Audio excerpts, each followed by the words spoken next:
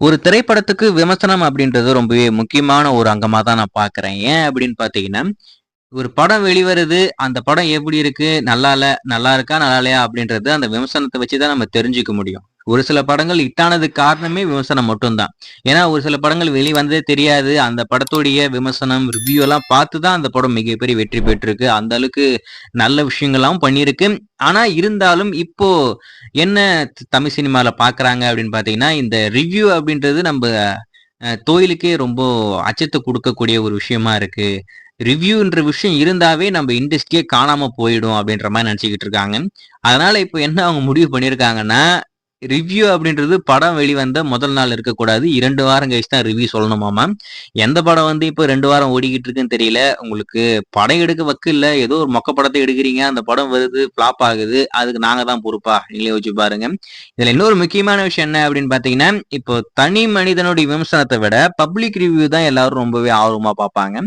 அதுக்குமே ஒரு முற்றுப்புள்ளி வச்சிருக்காங்க. என்னன்னா, இதுக்கு அடுத்து தியேட்டர் ஓனர்ஸ் யாருமே பப்ளிக் ரிவ்யூ எடுக்கிறதுக்கு அனுமதி குடுக்கக் கூடாது அப்படின்ற மாரி ஒரு விஷயத்த சொல்லியிருக்காங்க. இதுல இன்னொரு முக்கியமான விஷயத்த நம்ம நோட் பண்ணோம். என்னென்ன படத்தெல்லாம் அவங்க குறிப்பிட்டு சொல்றாங்கன்னா, இந்தியன் 2 அதுக்கு அடுத்து பார்த்தீங்கன்னா, வேட்டையன், அதுக்கு அடுத்து கங்குவா. இந்த 3 திரைப்படத்துடைய வெற்றி ஐ மீன் அந்த படங்களுக்கு வந்த விமர்சனங்கள், அந்த படத்துடைய வெற்றிய பார்த்துவிட்டு ஐ மீன் தோல்விய பார்த்துட்டு, இதனால தான் நடக்குது. இந்த பப்ளிக் ரிவ்யூனால தான் நம்மளுக்கு இந்த அளவுக்கு மோசமான வ வருமானம் கிடைக்குது. இத நம்ப கண்டிப்பா தடுக்கணும் அப்படி சொல்லிட்டு, இனிமே அதுக்கான அனுமதி குடுக்கக்கூடாது அப்படின்ற மாரி ஒரு ரிக்வெஸ்ட் வச்சிருக்காங்க. இதுல நான் ஒரு ஒரு முக்கியமான விஷயத்த நம்ம நோட் பண்ணணும். என்னன்னா, இந்த இந்தியன் 2வா இருக்கட்டும், வேட்டையனா இருக்கட்டும், கங்குவாவா இருக்கட்டும் 3 படங்களுடைய public first day first show review அப்படின்றது தமிழ்நாட்டிலருந்து வர கிடையாது. இங்க இருக்கிற ஒரு முக்கியமான விஷயம், ஒரு பிரச்சனை என்னன்னா, தமிழ்நாட்டுல முதல் நாள் காட்சி ஐ மீன் முதல் நாள் முதல் காட்சின்றது இங்க நடக்கிறதே இல்ல.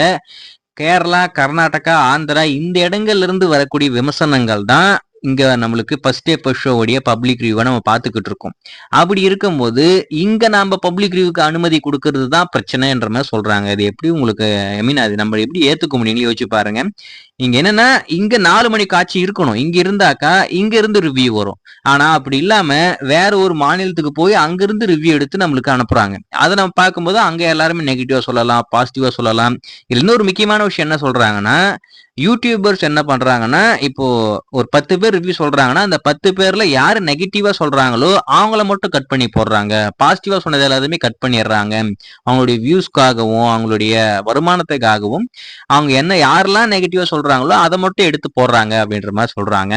இதுல எனக்கு இதுல உடன்பாடே கிடையாது. அந்த படம் எப்படி இருக்கு, ஒரு ரசிகன் அந்த படத்த பத்தி என்ன சொல்றானோ, அதுதான் அங்க வீடியோ வரப்போகுது. அப்படி இருக்கும்போது, இது ஏதோ ஒண்ணு அதாவது இந்த பப்ளிக் ரிவ்யூக்கு அனுமதி கிடைக்கல, குடுக்க மாட்டேன் ஐ மீன் இனிமே குடுக்கலன்னா, ஐ மீன் இனிமே குடுக்க மாட்டாங்களாமா. ஐ மீன் குடுக்கக்கூடாது அப்படின்ற மாரி எல்லார்கிட்டயும் ரெக்வெஸ்ட் வச்சிருக்காங்க.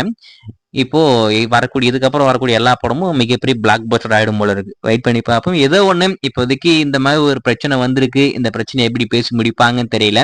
இன்னுமா அது அமுலுக்கு வரல. ஆனா இந்த மாரி ஒரு லெட்டர் போயிருக்கு. எல்லா தியேட்டர் ஒர்க்கும் இனி இதுக்கப்புறம் யாருக்கும் ஐ மீன் யாருக்குமே நீங்க அனுமதி குடுக்காதீங்க. தியேட்டர் உள்ள இனிமே யாருமே ரிவ்யூ எடுக்கக்கூடாது அப்படின்ற மாரி பார்ப்போம் இந்த பிரச்சனை எங்க போய் முடியுது அப்படின்னு சொல்லிட்டு. நீங்க இத பத்தி என்ன நினைக்கிறீங்க? இதனால எதனா தமிழ் சினிமாக்கு தாக்கத்தை ஏற்படுத்துமா? அந்த வர்த்தக ரீதியாவும் சரி, படம் ஹிட் ஆகுற அந்த வரிசையிலயும் சரி, எதனா மாற்றங்கள் கொண்டு வருமா? அப்படின்றது உங்களுக்கு என்ன தோணுதோ, மறக்காம கமெண்ட்ல மென்ஷன் பண்ணுங்க. என்ன பொறுத்தவரைக்கும் இதனால ஒரு மண்ணுமே மாறப்போறதில்ல. முதல்ல படத்த ஒழுங்கா எடுங்க. அப்புறமா இதெல்லாம் சரியாயிடும்.